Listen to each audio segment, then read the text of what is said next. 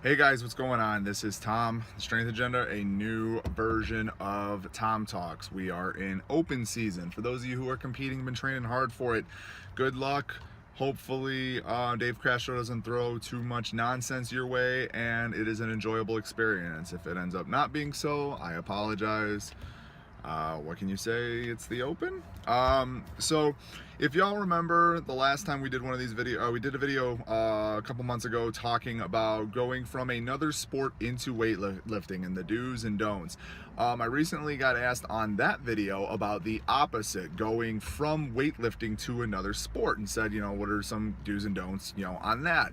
I thought that was a great idea, so we're doing a video. So let's dive into it.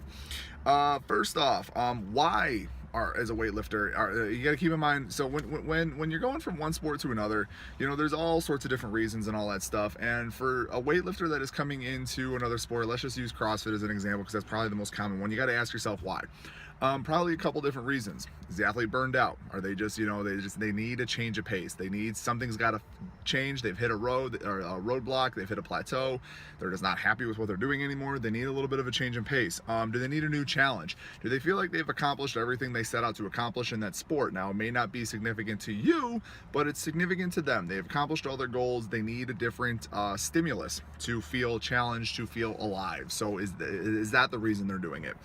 Plain and simple, is that athlete competitive anymore? Whether it's a change in weight class, whether the weight class is getting better, whether the amount of training and time and effort that they're going to have to contribute to be more competitive, to qualify for nationals, American Open, international teams, etc., is not something they're willing to put in. Those are all factors as to why an athlete, a weightlifter in particular, might switch over to another sport. Or they get representatives from said sport that reach out to them, grid, and they want you to give it a shot because they think you can contribute to their organization, to their team, etc., etc., etc. So keep that in mind as a weightlifter going over to another sport. Could be strongman, could be powerlifting, could be weightlifting, whatever. The other thing is maybe you've just put a lot of time and effort into weightlifting and it just isn't working, and that's okay. You see a lot of that going from weightlifting to another sport and then vice versa. So just keep all that kind of stuff in mind. The biggest thing to keep in mind is don't be that guy or girl.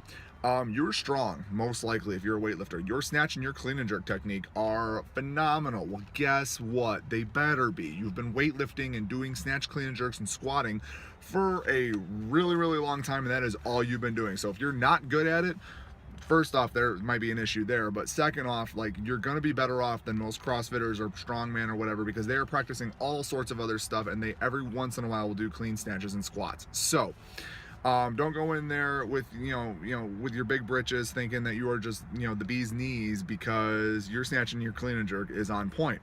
There's probably something that you suck at, and it's as a former CrossFit coach, it did nothing but make me chuckle every time a weightlifter will be humbled with some sort of an aspect of a different type of training stimulus that they have absolutely no experience in. So don't be that kind of a jerk. Yes, when you see a heavy lift come up in a workout or something like that, it's great. Do your thing, have your fun, but keep in mind there's probably also something that you suck at that is going to show up later on, either that day or down the road.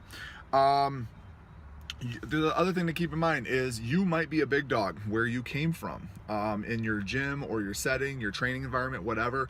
But realize that when you go into another setting, you are starting all over. You are at the bottom of the totem pole. And keep in mind that when you were the big dog in your original setting, you didn't start out there. You started at the bottom and you had to work your way up to where you were. So what do you think is going to happen when you try out a new sport? Bingo.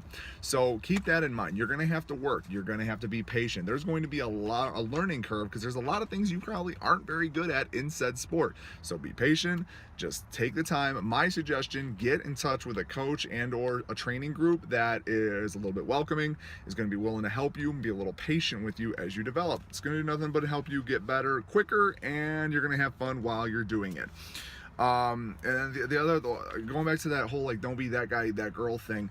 You got to keep in mind, in this day and age with social media and just the amount of resources people have at their disposal, you're not going to be an instant success. The guys and the gals at the top of their sports are there for a reason. There is no, I really think gone are the days where you're going to automatically walk into a sport and be a success from day one. It takes a little bit more than that. The people that are at the top of their sport are too rehearsed in their craft, or they're way too skilled. They know what they're doing, and there is nobody is going to be able to come in there from day one and knock them off the top. It is very, very, very, very, very, very, very, very rare that that happens anymore. So keep that in mind as well. All right. And then, back to, that original point, you got to just be patient when you're learning a new skill of any kind, whether it's riding a bike, driving a car, learning a new computer program at a job. You have to be patient and just give it time and let it develop. Trying to rush things, trying to push things, push the envelope is good in certain situations, but you don't want to push all the time, because you're going to develop poor movement patterns, you're going to develop really bad habits, and you're not going to be able to enjoy a sustained success. So there you go. Don't be a jerk when you cross over. You're good at your craft, not everybody else's. Don't be a jerk to everybody else. Find a group that's going to help you progress at the rate you need to, and have fun while you're doing it. And be patient. Be patient. The guys at the top of the gals at the top of their pile, they didn't just get there overnight. It's going to take you a little bit. You started from ground zero when you were a weightlifter. You're going to have to start from ground zero most likely when you move on. So there you have it, transferring from weightlifting to another sport.